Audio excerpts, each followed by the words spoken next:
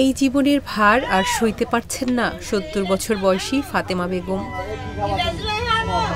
পা দুটি নিষ্ক্রিয়, একটি হাতও ভাঙা, বাকি এক হাতেই রাখতে হয় শারীরিক ভারসাম্য। লম্বা সময় ধরে দাঁড়াতেও অক্ষম তিনি। প্রায় ২ বছর ধরে জীর্ণ ঘরে এভাবেই রয়েছেন শেষ যাত্রার অপেক্ষায়। জীবন এখন তার কাছে শুধুই বোঝা। ৮১০ কোটি মানুষের এই পৃথিবীতে আপন বলতে কেউ নেই তার। স্বামী মহির সকল মায়া ত্যাগ করে ওপারে চলে গেছেন ২০ বছর আগে। সন্তানহীন ফাতেমা এখন ঠাঁই নিয়েছেন জামালপুর শহরতলির হরিপুর গ্রামের পরের জমিতে, নিরাশ্রয় জীবনের নিঃশব্দ সাক্ষী হয়ে। ফাতেমার নিঃশব্দ যন্ত্রণা দেখে প্রতিবেশীদের চোখেও পানি চলে আসে। ওই বেড়ির কষ্ট আর আমার সহ্য হয় না। এটা বেড়া নাই, পুত্র নাই, ওর হাত পাও ভাঙ্গা সবকিছু। ওরা আমরাও এলাম দেখলেও দেখি, আমরাও তো গরিব মানুষ, তো দেখবার ভাই না। ওর কেউ নাই দুনিয়ার বাড়ি, ঘর ভাঙ্গা, সবই ভাঙ্গা। তাতে ওরে এলা আমরা ডাক্তার দেওয়ার ভাই না, কিছু দেওয়ার ভাই না। এর না এলা নিঃসব তো গরিব পৃথিবীতে নাই। এরে মাসে একবার করে গোসল করা, এলাকা মানুষে গোসল করা, কিন্তু কেউ বুলকা কাছে যাইতে পারে না। ঘরগুলো তেমন সুবিধা না।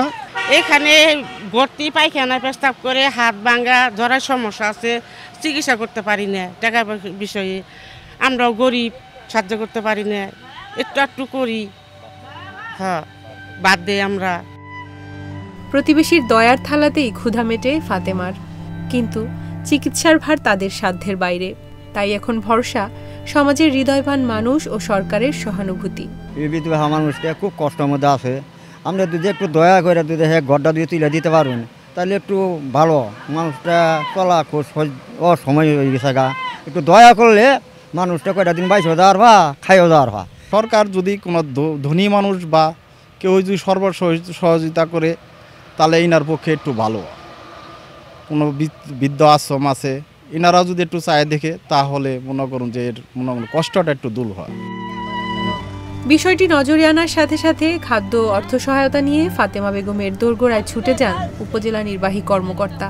তার চিকিৎসা ও দেখভালের দায়িত্ব নেন নিজের কাঁধে। আপনার মাধ্যমে আমি এরকম একটি সংবাদ জানতে পেরে আমি এসেছি।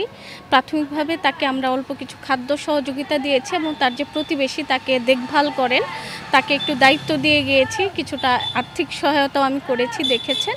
তো এটা তার জন্য পর্যাপ্ত না। আমি আজকেই আমার উপজেলা সকল অফিসারকে, স্পেশালি আমাদের উপজেলা স্বাস্থ্য ও পরিবার পরিকল্পনা কর্মকর্তা, ওনাকে নিয়ে আমি বসবো যে ওনার ভবিষ্যৎ চিকিৎসা এবং হচ্ছে কি ওনাকে যদি কোনো বৃদ্ধাশ্রমে স্থানান্তরিত করা যায়, আমি সেই ব্যবস্থাগুলো ইনশাল্লাহ নিব।